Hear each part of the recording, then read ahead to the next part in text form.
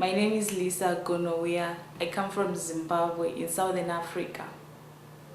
I arrived in Canada in December 23, 2009. When I arrived, it was in winter. The winter was amazing with the snow because in Zimbabwe we don't have the snow. So I was really impressed, and I was so amazed with the snow, how it snows and how the trees are covered and how the roads will be covered. It was just amazing. When my mom left, she came here as a refugee because there were elections in Zimbabwe and people were being beaten by the ruling party. So she had to rescue herself in our family. She was hoping to do that soon, but then it took almost 6 years for us to come over. So that's why she immigrated to Canada. She came here as a refugee. The feeling was neutral because I didn't want to miss my friends in Zimbabwe. I didn't want to miss my relatives, my grandma and my grandfather, because I was close to them. They raised me since I was in puberty age. And another part of me wanted to move to Canada because I wanted to reunite with my mom. When I arrived here, I went to Fleming College and they told me that I have to take CAT test since I didn't bring my results, my examination results from Zimbabwe. So I had to take the CAT test. I read the CAT test and my grades were good. So I had to do the academic upgrading for 4 months. I finished that in 4 months, the academic upgrading. So I'll be starting school in September for using business administration accounting. Yes, I had some new friends when I was at Fleming. When I did the academic upgrading, I made some new friends. As for me, I felt so lonely in the class.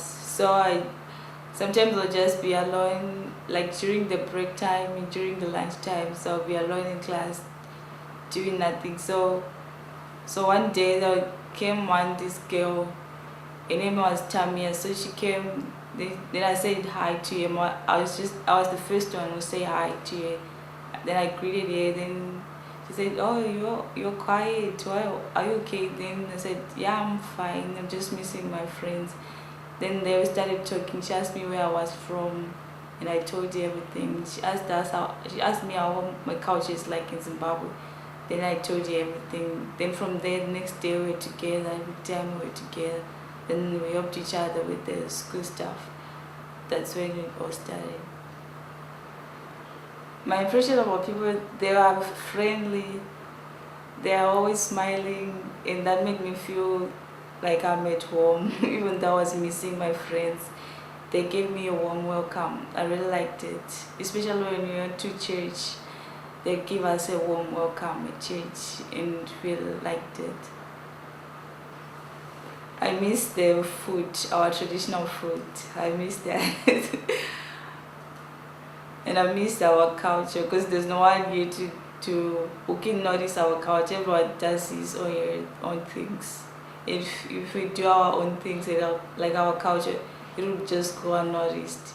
But I miss that too, and I miss wearing our attires that we used to wear in Zimbabwe. To be an immigrant, it's hard because at first it was really hard for me, like with the time difference and trying to make new friends. It was really hard for me, but then you can cope up as time goes on. I think everything will just come to place one day when you have more experience living in Canada. But I can say living in Canada is really good. It's a nice place to stay. It's a nice place to live because of the lot of opportunities. Like you can go and find a job, you can find it. As for me, I'm working part-time at Pizza Hut. Although it's giving me a little bit of money, but I can survive with that to buy my books and stuff like that at school. So I can say living in Canada is really good because if compared to my home country, you cannot go to school and work at the same time. You're not allowed to do that. So I would say living in Canada is really, really, really good.